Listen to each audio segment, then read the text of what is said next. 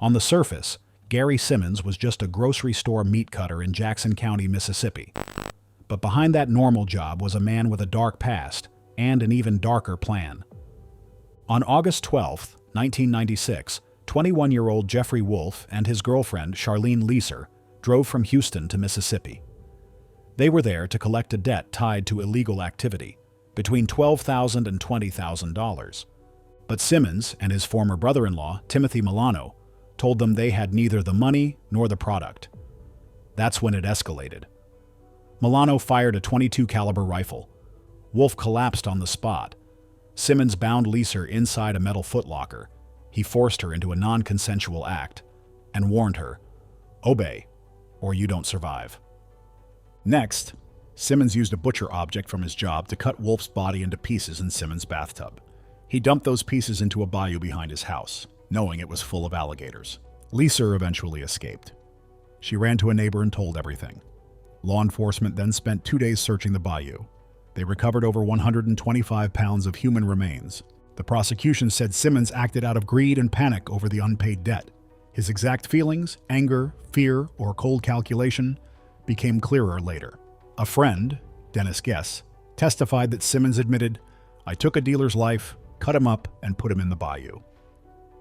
On October 11, 1996, a grand jury charged Simmons and Milano with a capital crime, along with other charges related to forced confinement and a serious act of harm. They faced separate trials. Simmons' trial began on August 25, 1997. By August 29th, the jury found him guilty on every count. On June 20th, 2012, before his final sentence was carried out at Mississippi State Penitentiary, Simmons spoke to those around him. He said, "I've been blessed to be loved by some good people. I thank them for their support. Now, let's get it on so these people can go home. That's it."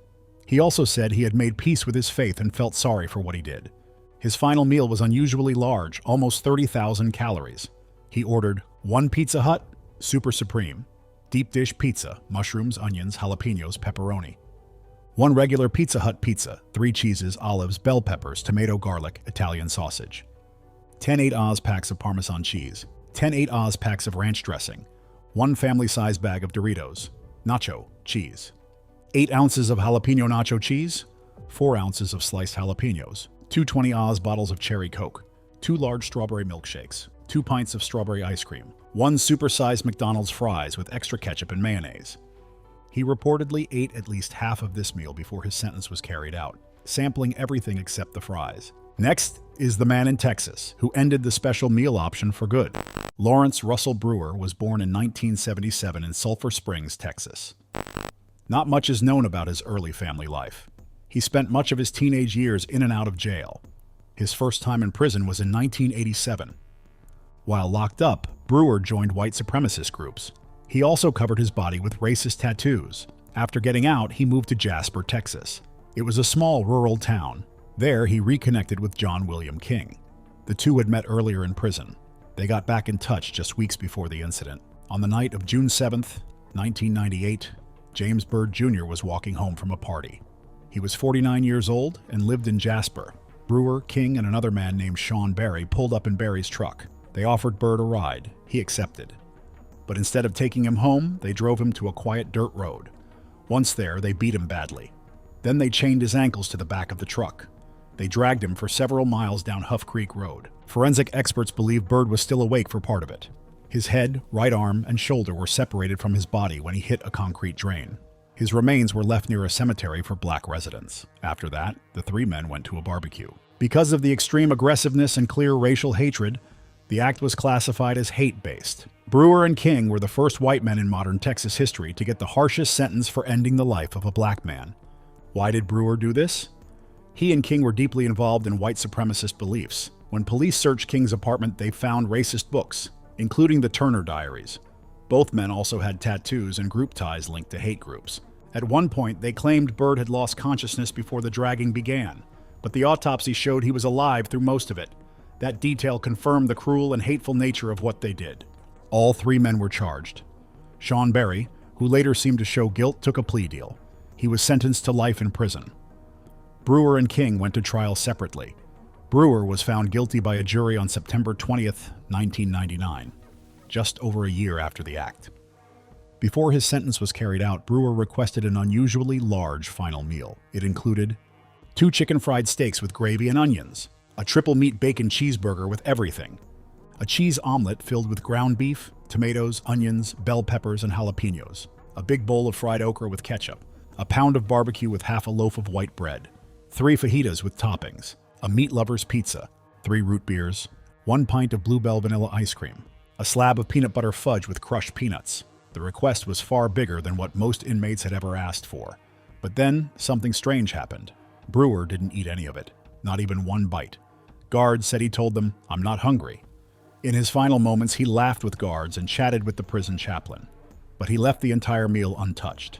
His sentence was carried out on September 21, 2011, in Huntsville, Texas. As the time came, prison staff asked Brewer if he had any last words. He said, "No, I have no final statement." CBS News reported that a single tear hung from his right eye as the process began at 6:11 p.m. He took his final breath at 6:21 p.m. He never apologized. In fact, earlier he said, "As far as any regrets, no, I have no regrets. No, I'd do it all over again, to tell you the truth." Just a few hours later, the state of Texas ended the special meal option for good. From then on, anyone facing the same sentence would receive only the regular meal served to all other inmates. The next man made one small adjustment to his meal order. No one thought much of it, until his final words explained why. But before we move on to the next case, consider liking and subscribing for more stories like this. Thomas Joseph Graasso was born on November 23, 1962 in West Babylon, New York. His parents, Joseph and Ruth Graasso, almost named him Joseph Thomas. That was in honor of his older brother who had passed away when he was 4 years old. But after speaking to a psychic, they changed their minds and went with Thomas Joseph instead. Later, the family moved to Tampa, Florida. That's where Thomas first got into trouble.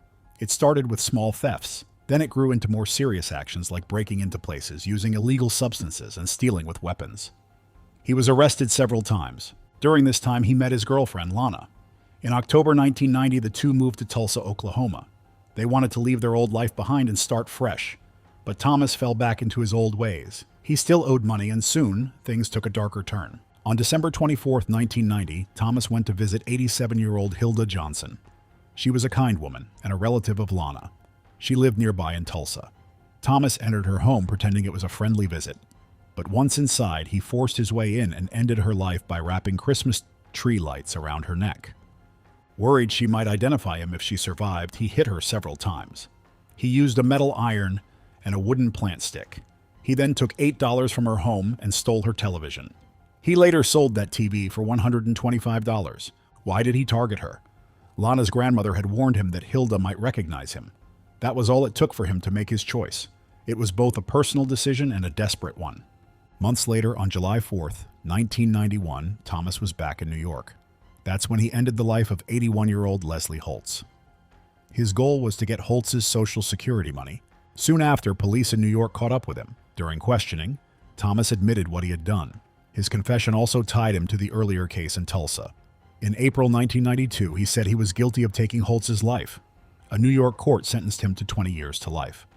On January the 11th, 1995, Thomas was moved from New York to Oklahoma. He spent his last days in a small 14 by 18-foot cell. He was allowed 1 hour of exercise each day. His other privileges were limited. In the final 24 hours of his life, Thomas released 4 written statements. They included quotes from poems. One of them was a light-hearted piece he titled, "A Visit with Mystery." He also quoted lines from T.S. Eliot. Just before the penalty was carried out, around 1 a.m. on March the 20th, 1995, Thomas made a surprising comment. "I did not get my SpaghettiOs, I got spaghetti. I want the press to know this." That statement drew a lot of attention. He had requested a very specific last meal. It included 24 steamed mussels, 24 steamed clams, 1 double cheeseburger from Burger King, 6 barbecue spare ribs, 2 strawberry milkshakes, half a pumpkin pie with whipped cream and chopped strawberries, 1 can of SpaghettiOs with meatballs, served at room temperature. He also asked for lemon slices with the shellfish. His meal went beyond the usual requests seen in such cases. But the kitchen gave him spaghetti instead of the canned SpaghettiOs. That small detail clearly bothered him. He brought it up in his final words. Why did it matter so much? Some say it was about control. He had very little say over anything at that point. Maybe this one food item gave him a sense of choice or comfort. It's not clear whether the change in his meal was an accident or on purpose. Records show the prison tried to match the order as closely as possible. But to Thomas, it wasn't close enough. That small switch became the thing he focused on most. In Oklahoma, last meal requests are limited to $25. His request likely used up that entire amount. Even so, it stands out as one of the most unusual and detailed meal requests ever recorded. Up next is someone who stocked up on as much food as possible for his last hours. Stephen Michael Woods Jr. was born on April 17, 1980, in Detroit, Michigan. He didn't finish high school and left during the 11th grade. After dropping out, he worked in a series of low-paying jobs. These included working as a computer assistant, an assembly line worker, and a general laborer. Over time, he got involved with substances and started making choices that led him into trouble with the law. There isn't much public information about his family. However, he often mentioned his mother, especially during his final moments and legal appeals. This showed how close they were. He also talked about someone named Tali, though it's unclear who that was. It could have been a child, a partner, or a close relative. His words made it clear that both people meant a lot to him. On May 2, 2001, in the Colony, Texas, Woods and another man, Marcus Rhodes, met with 21-year-old Ronald Whitehead and 19-year-old Bethina Bross. This meeting was said to be a part of a fake deal. Evidence showed that both Woods and Rhodes were carrying handguns, a .380 and a .45 caliber, as well as a sharp weapon. Ronald Whitehead was shot several times in the head. His throat had also been cut. Bethina Bross was shot twice in the head and once in the knee. Her body showed signs of further harm. The case against Woods was built mostly on witness testimony. These witnesses said that Woods and Rhodes had lured Whitehead there with a fake drug offer. They claimed Woods fired the shots because Whitehead knew something about an earlier incident in California. Bethina Bross had been with Whitehead that day. Witnesses said she tried to run away and screamed. Because of that, she was also harmed, according to the state. Prosecutors said both of them were innocent and were hurt just to keep them quiet. There was no physical evidence directly tying Woods to the weapons used. Witnesses said he was the one who fired the shots, but the guns were never linked to him through fingerprints or DNA. Rhodes later admitted his role and accepted a life sentence. Woods, on the other hand, said he never hurt anyone. He said Rhodes was fully responsible. In August 2002, a jury in Denton County found Woods guilty under Texas's law of parties. This law allows someone to be punished if they help or encourage a serious act, even if they don't directly carry it out. Because of this, Woods was sentenced to the most serious penalty, while Rhodes received a life sentence. There was also another case tied to Woods. It involved the loss of life of a man named Bo Sanders in California. On September 13, 2011, Woods was brought into the execution room at the Huntsville unit in Texas. His final words were full of emotion and frustration. He insisted he had not harmed anyone, and said Rhodes was the real reason he was there. He also blamed his lawyer for mistakes made during the trial. He said, "You're not about to witness justice. You are about to watch someone get taken away for something Marcus Rhodes did. I never hurt anybody. Never. I love you, Mom. I love you, Tali. This is wrong. The whole thing is wrong. I can't believe you're letting Marcus Rhodes walk around free. Justice has failed me. Alex Calhoun completely messed this up. Warden, if you're going to take someone away, just go ahead. Do it. It's coming. I can feel it. Goodbye, everyone. I love you." Before his final moment, Woods asked for what some called one of the largest last meals ever. 2 hours before the procedure, guards brought him the food he had requested. He ordered a full kilogram of crispy bacon. He also asked for a large pizza topped with bacon, sausage, pepperoni, and hamburger. Along with that, he wanted 4 fried chicken breasts and 5 chicken steaks. He requested 2 bacon burgers placed between slices of French toast and asked for a side of hot fries. He didn't stop with solid food. He asked for 2 servings each of Mountain Dew, Pepsi, root beer, and sweet tea. For dessert, he requested a full liter of ice cream. At 6:22 p.m., the injection took effect, and his body became still. Woods was the 10th person that year to be executed in Texas. Next is a case where the final request was strange, almost trivial. Victor Harry Fieger was born around 1934 in Michigan. His life was unstable from the start. He didn't have a steady job, moved around a lot, and struggled with addiction. By 1960, things had gotten worse. He ended up in Dubuque, Iowa, renting a room in a rundown boarding house. He worked low-paying jobs just to get by. He didn't have close connections. His family was distant, and he had a history of small-time illegal activity. His addiction was getting worse. That's when he came up with a desperate plan. He decided to trick a doctor into giving him access to the product. In July 1960, Fieger started calling doctors listed in the Yellow Pages. He began with the letter A and worked his way down. He pretended a woman needed urgent medical help. When Dr. Edward Bartels, a 34-year-old respected local doctor, answered one of those calls, he agreed to visit. But when Dr. Bartels arrived, things took a dark turn. Feger tied him up and forced him into a car. He drove him out of Iowa and into Illinois. There, in a quiet cornfield, Feger used a gun and ended the doctor's life with one shot. He left the body in the field. Feger later said he thought the doctor would have illegal substances on him. He wanted them either for his own use or to trade. That's why he created the fake emergency, to lure someone he thought could give him what he wanted. After that, he ran. He made his way to Alabama. There, he tried to sell the doctor's car to someone, but the buyer became suspicious. There was no paperwork, and things didn't add up. The buyer reported it. That's how the FBI got involved. They caught Feger and brought him back to Iowa. In December 1961, Feger went on trial. He was charged with taking someone across state lines and ending their lives. Under federal law, this carried the highest penalty. During the trial, Feger denied doing it.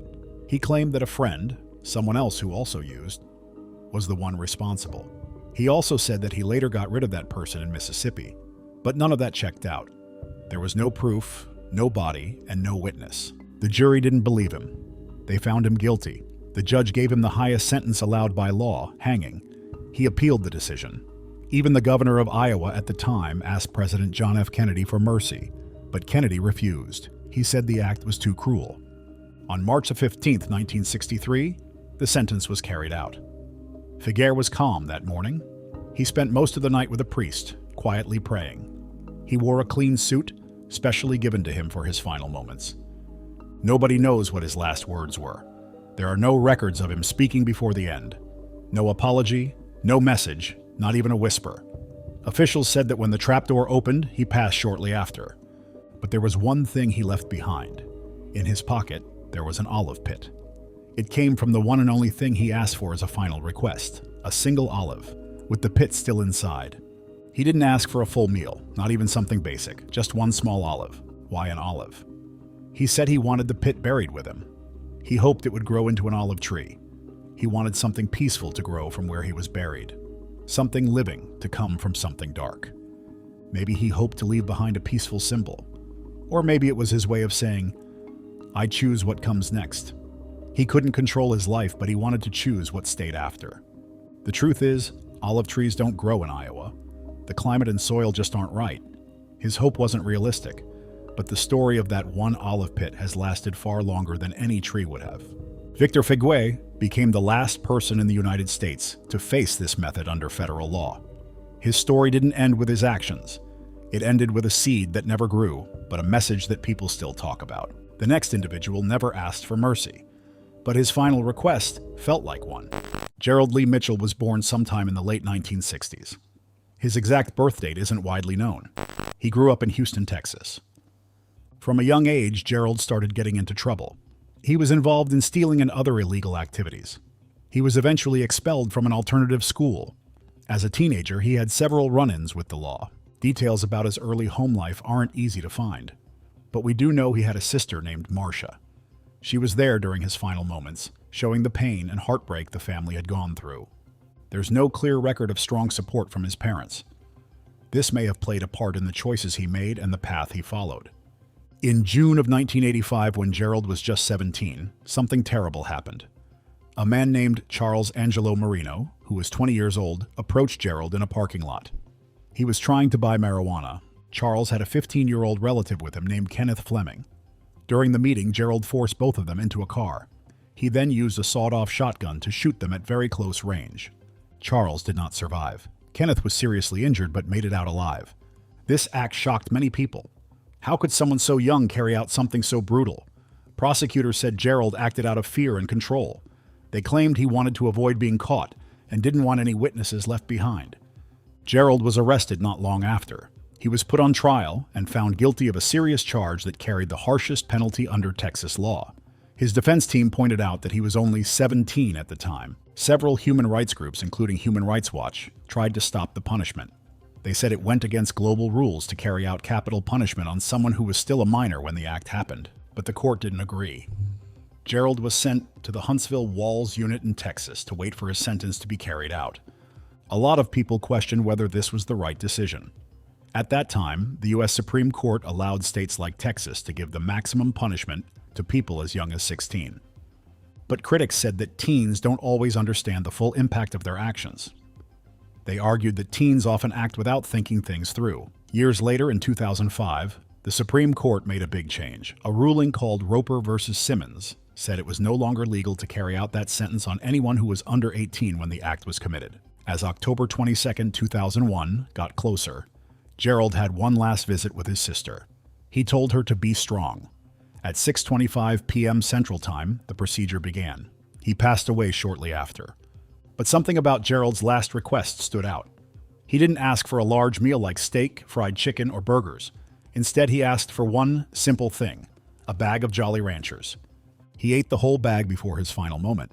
That choice says a lot. In a place as dark as Roe, that bag of candy might have reminded him of something better. Maybe it reminded him of being a kid when life felt safer. Maybe it gave him a moment of peace or comfort. Some people saw that candy request as something a child might ask for on a birthday.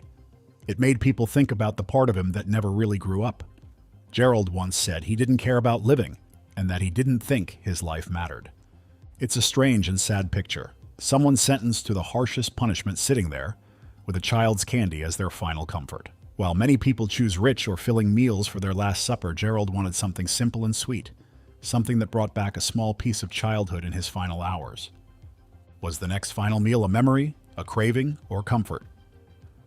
Doby Gillis Williams was born in the late 1960s. No one knows the exact date. By the time he turned 38, his life had been shaped by poverty, poor education, and years of being overlooked by the system. Doby had an IQ of 65. That put him just above the line for being considered legally disabled. Many viewed him as someone with a mild intellectual disability. He grew up in a small town in rural Louisiana. As a black man in the South, he faced the challenges of a segregated society. Legal help was often hard to find, or not very helpful. Despite his struggles, Doby's parents, Zeno and Betty, stayed by his side. They never gave up on him and were there for him until the very end. Not much is known about his brothers or sisters or what his early childhood was like. It's as if the world paid little attention to him, until one tragic night changed everything. On July 7, 1984, Doby was out on a 5-day release from Camp Beauregard. He was serving time for breaking into homes. That same night, a 30-year-old woman named Sonia Knippers was at home with her husband in Many, Louisiana. Around 12:30 a.m., she left the living room and went to the bathroom. When she opened the door, she found Doby inside. He wasn't wearing pants. In one hand, he was holding a sharp weapon. To this day, no one fully knows why Doby was in her house. Some think it may have been confusion or desperation. Others believe he may have entered looking for food or valuables, and things escalated. What's clear is what happened next. Doby used the sharp object to wound Sonia 8 times. She was still sitting on the toilet when it started. Somehow, she found the strength to unlock the bathroom door. She made it to the living room and collapsed there. Her husband held her in his arms as she passed away. Doby ran home afterward. He didn't live far, just next door. Police found him quickly. They said he had scratches on his arms, which they believed came from a struggle with Sonia. They also claimed he admitted what happened, but there were no recordings or signed statements to prove this. The case moved fast. A grand jury charged him with first-degree homicide. Doby's legal team asked to move the trial out of Sabine Parish. They believed an all-white jury there wouldn't give him a fair chance. The case was moved to Grant Parish. But even there, the jury that decided Doby's fate was still entirely white. His trial lasted just 4 days. Prosecutors told the jury that Doby broke in and harmed a woman. That version of events convinced them. Doby's lawyer, Michael Bennett, didn't do much to fight back. He didn't call any witnesses who could speak about Doby's life. He didn't bring in any experts on mental health. He didn't even ask Doby's family to speak on his behalf. Later, that same lawyer was disbarred for misconduct in other cases. Doby was found guilty of breaking into a home and causing extreme harm. Under Louisiana law, these were enough to bring the harshest possible sentence. The jury sentenced him to lose his life through a court-ordered procedure. Doby tried to appeal the decision. He said his lawyer didn't defend him properly. He also said the jury selection was unfair. In 1996, a federal court agreed that Doby had poor legal support during his sentencing, but that decision was later reversed. The original sentence was put back in place. 7 years passed. Doby kept fighting through the courts, but in the end, all his efforts failed. On January 8, 1999, just 3 weeks after his 38th birthday, the sentence was carried out. Doby remained calm until the very end. His final words were simple and peaceful. "I just want to say, I don't have any hard feelings against anybody. God bless y'all. God bless." He didn't offer an explanation. He didn't say sorry. He just said goodbye. But even at the end, something about Doby stood out. Something almost childlike. Before the sentence was carried out, he was allowed one last meal. His request? 12 chocolate bars and some ice cream. No big feast, no steak or seafood. Just candy and dessert. Maybe it was a mix of Snickers, Milky Way, Kit Kat, or Hershey's. The ice cream was likely vanilla or chocolate, nothing fancy. Just something sweet before everything came to an end. The next final request wasn't for himself. It was for a stranger outside the prison walls. Philip Ray Workman was born on June 1st, 1953, in Memphis, Tennessee. He grew up in a troubled home. He had several siblings, and as appeals later revealed, he suffered physical mistreatment from a younger brother. As an adult, he battled cocaine addiction and periods without a home. In 1981, he entered a Wendy's and pointed a gun, demanding money. A police car arrived.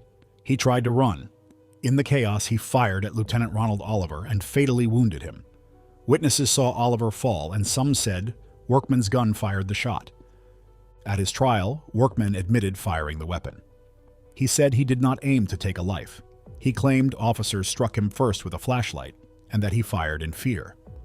Tennessee law treats the end of an officer's life during a felony as an aggravating factor. The jury applied that rule. In 1982 in Shelby County, prosecutors said he had planned an armed incident that led to a police officer losing his life. The defense pointed to his addiction, the claim of being hit first, and his fear. They argued he had no plan to harm. The jury found him guilty of first-degree homicide. Under state law, they sentenced him to capital punishment because an officer passed. Workman's appeals stretched over 20 years. Courts at both federal and state level reviewed new evidence. One juror later said she would not have voted for the harsh sentence if she'd known the full story. A key witness withdrew his statement. Ballistics tests raised doubts about who fired the fatal shot. Even the victim's daughter and the original prosecutor voiced uncertainty, and the prosecutor joined the plea for mercy. In 2004, a federal judge paused the procedure to examine these concerns. In 2007, another court paused the process to review how the procedure would be carried out. Both delays were lifted, and Tennessee set the date for May 9, 2007. In his final hours, Workman refused to eat for himself. Instead, he asked that a large vegetarian pizza go to someone living on the street near the prison. Officials said their policy forbids using prison funds for outside charity, so they refused. He kept his own meal request. His act moved the community. Locals raised over $1,200 to send hundreds of pizzas to Nashville shelters. Staff at the rescue mission remembered his kindness. Animal rights campaigner Ingrid Newkirk also donated pizzas, calling his gesture selfless and a reminder that kindness to all creatures matters. Just before midnight, he spoke softly to the warden. "I've prayed to the Lord Jesus Christ not to place the responsibility for my life ending on any person." When the procedure began at 12:15 a.m., he offered, "I commend my spirit into your hands, Lord Jesus Christ." 17 minutes later, he lost consciousness. He was declared gone at 1:38 a.m. Central Daylight Time on May 9, 2007. He never voiced anger or tried to justify his actions. He spoke only of faith. His lawyers argued that the new evidence and recanted testimony should lead to a new trial or mercy, but courts found no legal reason to change his conviction. The Tennessee Supreme Court reviewed his final petitions until just before midnight on May 8th, and then denied any pause, closing his last legal option. His only request for a last meal was that one large vegetarian pizza go to someone without a home. Prison officials said no, but donors across Tennessee said yes. That night, shelters served pizza. Some places offered hundreds of pies. Volunteer Marvin Champion, once homeless himself, said the food fed many people for a while. Robert Alton Harris was born on January 15, 1953, at Fort Bragg, North Carolina. He was one of 9 children of Kenneth and Evelyn Harris. His father served in the World War II but struggled with heavy drinking. He often harmed his children physically and later was jailed for inappropriate acts toward his daughters. His mother also had addiction problems and left Robert when he was 14. He endured a harsh childhood. He was beaten by his father. At 13, he was placed in juvenile homes. There, he faced repeated non-consensual harm. He felt neglected by his mother. He moved through a broken social system. Later, he said he thought fetal effects of his parents' addiction had influenced his development. As a teenager, he stole cars. At age 22, he was sent to prison for taking a man's life. The man was James Wheeler in 1975. Harris claimed it was to defend someone else. Evidence documented a sustained physical harm over 6 hours. He was released on parole in January 1978.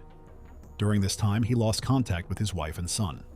In summer 1978, at 25, Robert and his brother Daniel, then 18, planned a bank theft.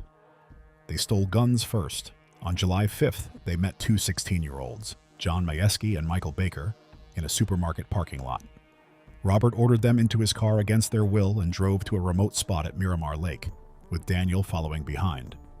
There, Robert said they needed the car for their plan. Then he told the teens to quit crying and face what comes. He used a gun on each boy multiple times, ending their lives. Later, back home, they reportedly ate the teens' uneaten cheeseburgers. About an hour later, they went to a bank. They took around $2,000 and left. A witness followed them home and called the police. One officer who helped make the arrest was Michael Baker's father, not yet knowing whose actions had led to his son's passing. Robert faced many charges in San Diego County.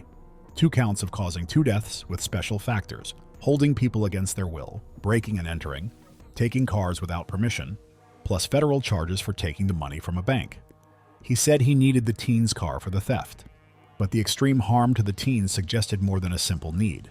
During the trial, testimony showed he had been violent before and had harmed someone in custody earlier.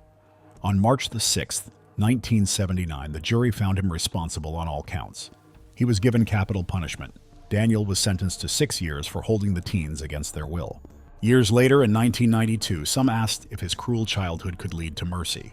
Then San Diego Mayor Pete Wilson, later California governor, said he felt deep sympathy for the child Robert once was, but he could not excuse the choices Robert made as an adult. Robert's appeals took years. In 1981, the California Supreme Court upheld the penalty.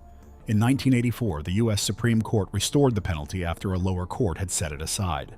In 1990, he argued childhood harm had led to brain issues and won a temporary delay. Judges granted and then lifted several delays before the final date of April 21, 1992. The U.S. Supreme Court allowed the process to move forward. Early on April 21, 1992, at around 3:49 a.m., Robert entered San Quentin's chamber. Witnesses included the warden and Michael Baker's father. Each legal stay had ended. By about 6:21 a.m., he took his final breath. Just before his last recorded words were, "You can be a king or a street sweeper, but everybody dances with the Grim Reaper." This line came from the film Bill and Ted's Bogus Journey, 1991. As he was let in, he looked at Officer Baker and silently mouthed, "I'm sorry, it's all right," and Baker nodded back quietly. For his final meal, he chose a 21-pieced bucket of fried chicken, 2 large pizzas, served as another brand style, a bag of jelly beans, a 6-pack of soda, and a pack of cigarettes.